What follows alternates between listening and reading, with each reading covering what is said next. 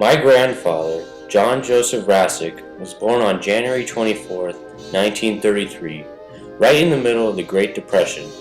Times were still very difficult, pain was everywhere, but optimism was on the rise as FDR was inaugurated as the new President of the United States in March 1933.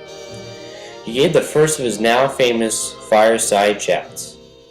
In July of that year, Congress passed the first federal minimum wage law, an amazing 33 cents per hour. In 1941, at the very young age of 8, he saw the events of World War II unfold. Having to live with some of these horrendous images and memories of World War II greatly affected John Rassick forever. Sadly, many of my grandpa's friends and relatives lost their lives to protect our great country. In addition, he witnessed Japan's attack on Pearl Harbor on December 7, 1941, and are declaring war on Japan the next day. As he attended grammar school, washed cars at the local gas station, and worked washing dishes at his father's restaurant, the great battles and historical fights raged on until its culmination in 1945, when Germany signed a surrender agreement on May 7, 1945, and Japan surrendered after the dropping of the atomic bombs in August 1945. Having now been through both the Great Depression and World War II, my grandfather was coming into his teen years. In 1947, a very important event took place in his life. He was accepted to the greatest school of higher learning, Loyola High School. During his tenure at Loyola, Truman defeated Dewey in the famous election of 1948. After his graduation from Loyola in 1951, he headed off to that other institution of higher learning, the University of Southern California. When he started at USC, the Korean War was already in full force, so in tandem with his studies, he joined the Air Force ROTC. He was amazingly one out of the 100 to be chosen as a potential candidate for the jet fighters program. But seeing the problem that they were having with these new jet planes and their flameouts, he decided against the program and to focus on his studies. He graduated from USC in 1955, the same year he married his wife, Joy Nelson. Out of school and married, it was now time to be a member of the workforce. The construction industry is where his heart pulled him, and he worked various jobs within the industry trying to build up as much experience as he could.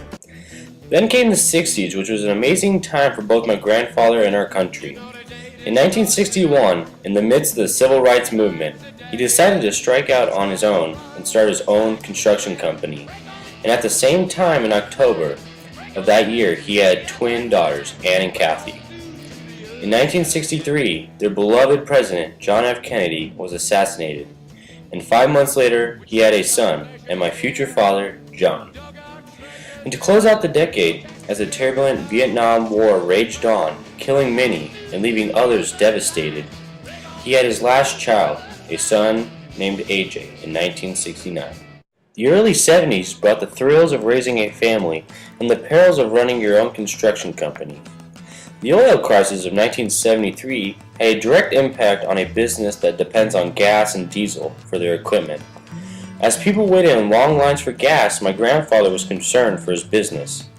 Fortunately, he had an outstanding relationship with a Texaco station that gave him all the supply he needed, enabling his business to press on. Having survived this, the rest of the decade was business as usual.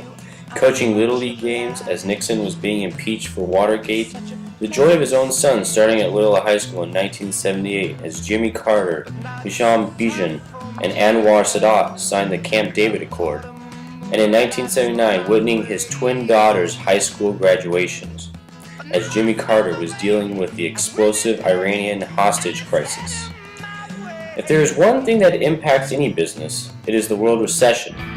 To begin in the 80s, the bad policies of the Carter administration brought a very hard and deep recession that was extremely hard on my grandfather and the entire construction industry.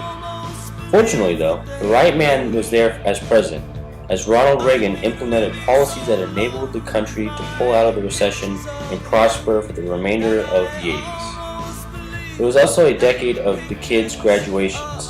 as his son John graduated from Loyola in 1982, the year the Falklands War ended.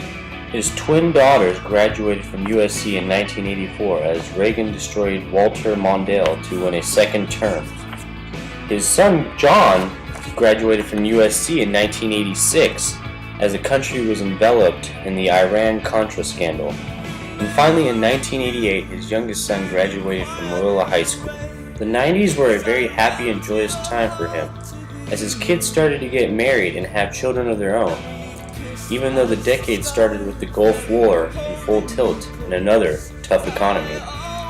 Through it all, the good times and the times of difficulty, my grandfather has always said, even to this day, that it has been a privilege and an honor to live, work, and raise a family in this great country, the United States.